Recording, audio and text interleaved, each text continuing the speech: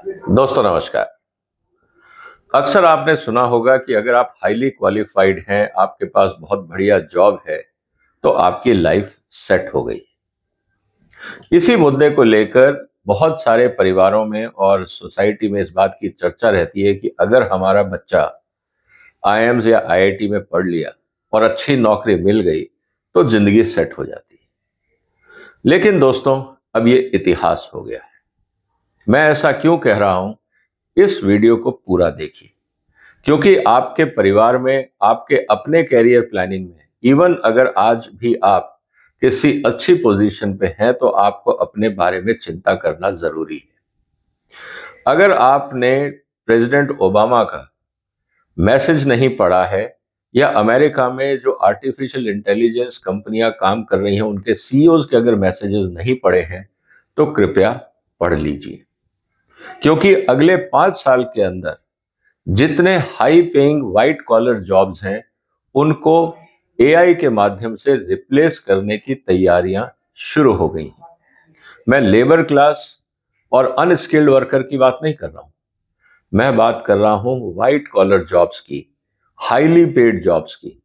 उनको एआई के माध्यम से रिप्लेस करने की तैयारियां चल रही हैं। कारण बहुत सिंपल है, सस्ते हैं, इफेक्टिव हैं, ज्यादा एक्यूरेट हैं, और उनको हर साल इंक्रीमेंट और पर्क्स भी नहीं देना पड़ता है। इसका मतलब यह है कि आने वाले दिनों में जितने भी हाई पेइंग जॉब्स हैं, अगर वो मीनिंगफुल कंट्रीब्यूशन ऑर्गेनाइजेशंस में नहीं कर रहे हैं, उनका रिप्लेसमेंट टेक्नोलॉजी के माध्यम से निश्चित होगा। इसको आप कैसे समझेंगे, आज हम इसकी बात करेंगे। इसलिए इस वीडियो को अंत तक देखिएगा। आपके बच्चे अपना कैरियर प्लान कर रहे होंगे, आप अपने कैरियर में मिड कैरियर में होंगे, 30 35 40 साल की उम्र में होंगे, अच्छा जॉब और अच्छी सैलरी ले रहे होंगे, या आप किसी कंपनी के की मैनेजमेंट पर्सन होंगे, जिसको हम केएमपी बोलते हैं, सीईओज होंगे, एमडीज होंगे। हर लेवल पे चैलेंजेस बढ़ रहे हैं। अमेरिका का यह एस्टिमेशन है कि अगले 5 साल के अंदर भारी मात्रा में व्हाइट कॉलर जॉब्स की कमी आएगी। इसका आकलन आपको कैसे दिखेगा? आप अखबारों के एडवर्टाइजमेंट्स उठा के देखिए। जितने भी high paying white collar jobs हैं, उनके एडवर्टाइजमेंट्स कम होने शुरू हो गए। कंपनियां स्लोली जहां पे लोग रिटायर हो रहे हैं, उनकी रीफिलिंग नहीं कर रही हैं। हकीकत यह है कि बहुत सारी जगह पर सिस्टमैटिकली लोगों को ईज आउट किया जा रहा है, और वहां पे टेक्नोलॉजी का इंट्रोडक्शन किया जा रहा है। ये ऑलरेडी शुरू हो गया है, मैं भविष्य की बात नहीं कर रहा हूं। इसलिए दोस्तों, अगर आपको अपने परिवार की, अपने कैरियर की, अपने पर्क्स और सैलरीज की चिंता है, तो आपको अपने हिसाब से नई दुनिया में ढलना होगा। यह मुद्दा इतना सीरियस है कि इस समय अलग अलग देशों के राष्ट्राध्यक्ष और वहां की कैबिनेट्स और वहां की पार्लियामेंट्स इस पे चर्चा कर रही हैं। जहां तक बात है कंपनियों की, कंपनियों का कहना बहुत क्लियर है कि देखिए, जहां तक बात आएगी हाई कॉस्ट मैन पावर की, हम कोशिश करेंगे कि उसको टेक्नोलॉजी से रिप्लेस कर दें। भारत जैसे देश में जहां आबादी करीब 1.5 बिलियन के आसपास है, वहां क्या होगा? इसीलिए यह जानना बहुत जरूरी है कि कौन से क्षेत्र में और किस तरह के जॉब खतरे में है। दोस्तों, पहले हम सोचते थे कि टेक्नोलॉजी एक एनेबलर है। मुझे अपनी अगर एफिशिएंसी इंप्रूव करनी है, तो मुझे एआई का इस्तेमाल करना चाहिए, कंप्यूटर का इस्तेमाल करना चाहिए। जितनी भी कंप्यूटर सपोर्टेड टेक्नोलॉजीज हैं, अगर हम उसको सीखेंगे, तो हमारी एफिशिएंसी इंप्रूव हो जाएगी। ये सोच के बहुत सारे लोगों ने अपना कैरियर प्लानिंग किया। लेकिन अब टेक्नोलॉजी जो है वो आपकी सपोर्ट में नहीं है। अब जो नया ट्रेंड है वो ये है कि technology is not enabler, technology is a replacer. इसी माध्यम से एआई के ऊपर बहुत सारा काम हो रहा है, और खासकर जो बड़ी टेक कंपनीज हैं, उनको तो बहुत क्लियर पता है कि आने वाले दिनों में टेक्नोलॉजी का उपयोग कहां और कैसे होगा। इसीलिए जो फेसबुक के सीईओ हैं, या जो प्रमोटर है मार्क जकरबर्ग, उनका कहना साफ है कि अगले 12 महीने के अंदर 80 से 90% जो कोडिंग है वो हम एआई के माध्यम से कराएंगे। इसका मतलब अगर कहीं पे 100 लोग लगते थे कोडिंग में, अब वहां 10 की जरूरत है, 90 की नौकरी का क्या होगा आप खुद सोच सकते हैं।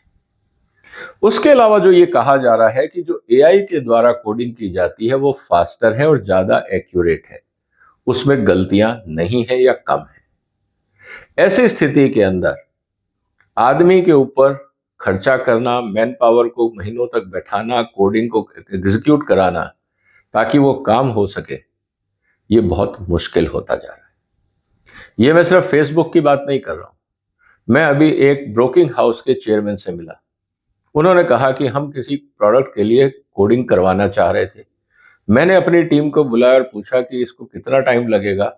उन्होंने कहा कि साहब 6 आदमी और 3 महीने का टाइम हमको लगेगा। हमने वही रिक्वेस्ट एआई टूल्स जैसे डीप सीक है उसमें डाली, हमें 10 मिनट के अंदर वो कोडिंग मिल गई।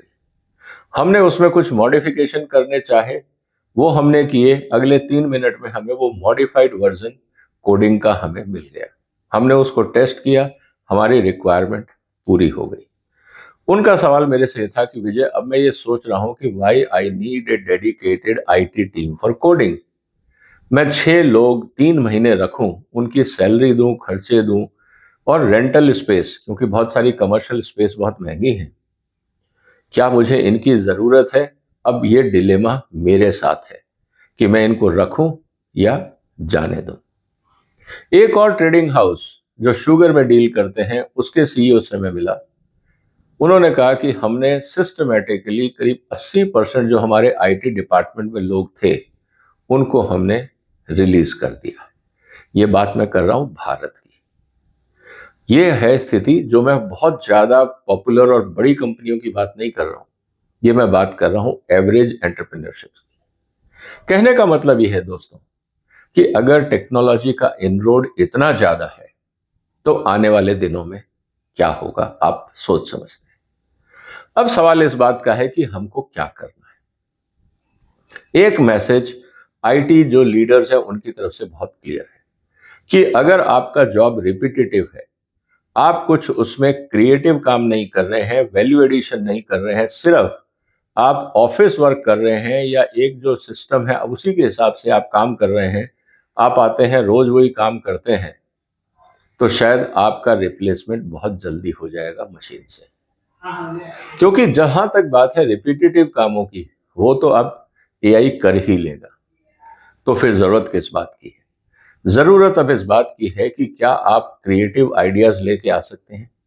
क्या आप कोई ऐसा काम कर सकते हैं जिससे कंपनी का भला हो, आपके क्रिएटिव आइडिया से कंपनी की ग्रोथ हो? अगर आप में क्रिएटिविटी नहीं है, जहां पे ह्यूमन इंटेलिजेंस की जरूरत है, ह्यूमन फीलिंग्स की जरूरत है, ह्यूमन एम्पैथी की जरूरत है, तो शायद आप रिप्लेसेबल हैं। इसका मतलब क्या है कि हमें अपने नजरिए को बदलना होगा। इसका मतलब यह है कि जो चीजें कॉलेज में पढ़ाई जाती हैं, चाहे वो आईएम्स हो या आईआईटीज हो, उन सब को कोडिंग करके आईआईटीज और आईएम्स की डिग्रीज को रिप्लेस किया जा सकता है। और क्या रिप्लेस नहीं होगा? वो है क्रिएटिविटी, मतलब आपकी सोच। आप कितना बड़ा सोच सकते हैं, कितना क्रिएटिव सोच सकते हैं, कितना इनोवेटिव सोच सकते हैं, आज बात उसकी है।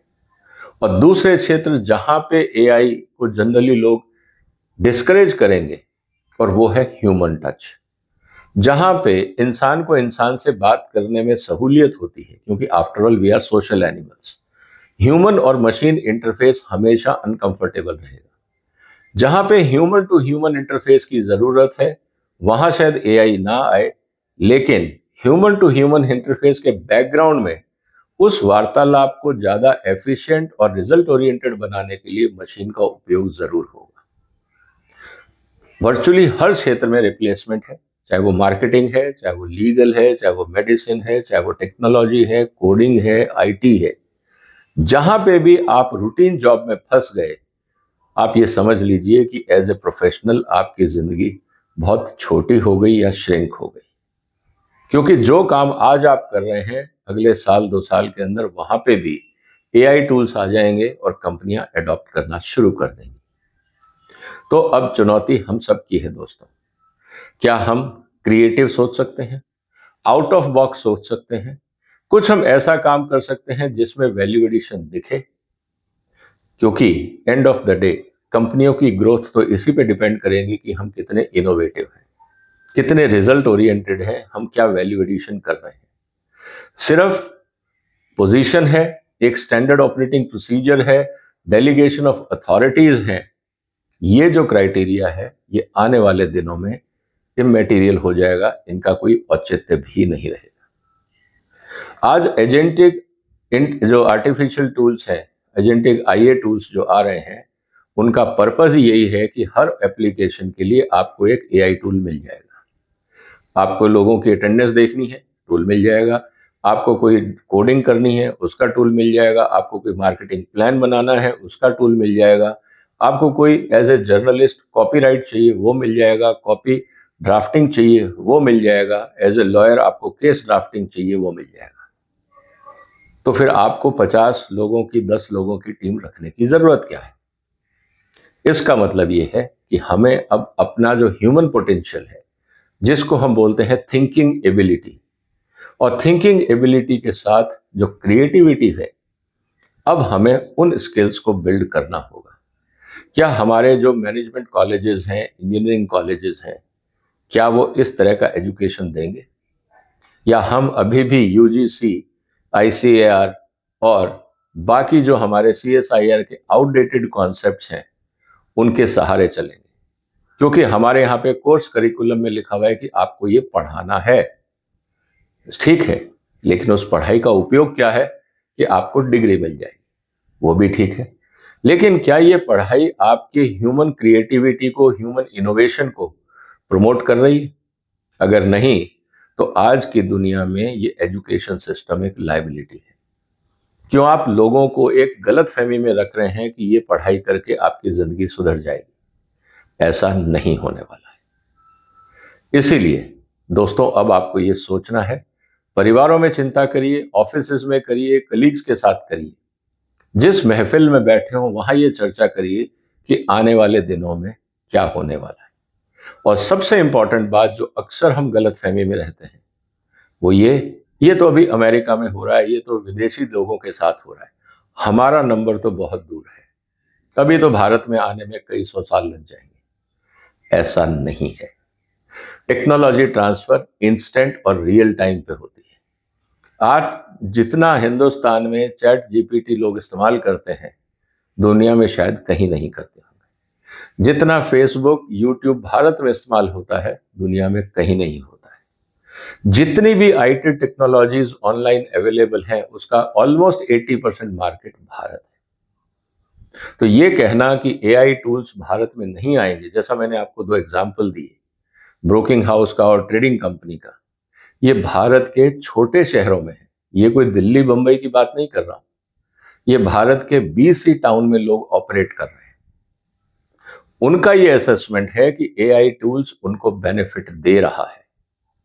तो जो दिल्ली या मेट्रोज की हम जो बात कर रहे हैं, उसका आप सोच सकते हैं कि वहां कितना इंफॉर्मेशन फ्लो तेजी से होगा। तो कहने का मतलब ये है कि अगर आप किसी बड़े कॉलेज में पढ़ रहे हैं, आईआईटीज हो, आईएम्स हो, या कोई भी और नामी कॉलेज हो, क्या आप वहां पे अपनी फैकल्टी से और वहां के कोर्स करिकुलम में ये देखने का प्रयास करेंगे कि वहां क्रिएटिविटी का ऑप्शन कितना है, इनोवेटिव डिस्कशंस कितने हो रहे हैं, आउट ऑफ बॉक्स थिंकिंग को कैसे कल्टीवेट और डेवलप किया जा रहा है? अगर ये नहीं है, आपका भविष्य खतरे में।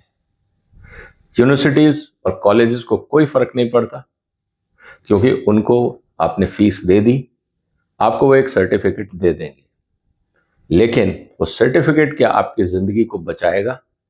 क्या आपके कैरियर को हमेशा के लिए सिक्योर कर पाएगा?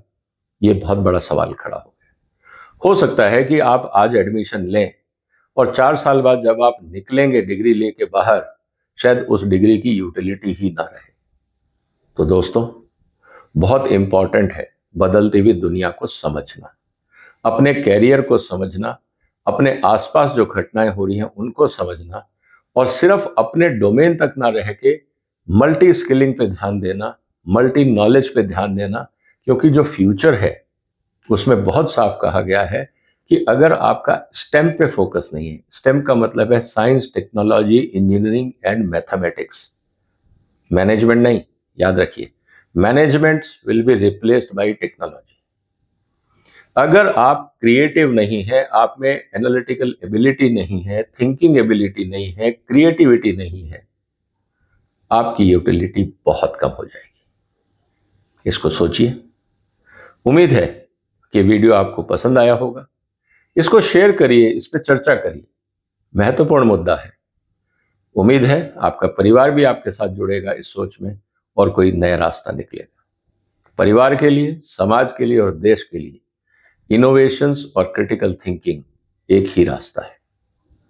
वरना सरवाइव तो हम करेंगे, लेकिन क्या डिग्निफाइड वे में या क्रॉलिंग वे में, ये उस पर डिपेंड करेगा। इस वीडियो को शेयर करिए, इस चैनल को सपोर्ट करिए, सब्सक्राइब करिए। फिर मुलाकात होगी एक और महत्वपूर्ण मुद्दे के साथ। तब तक अपना ध्यान रखिएगा। फिलहाल वंदे मातरम।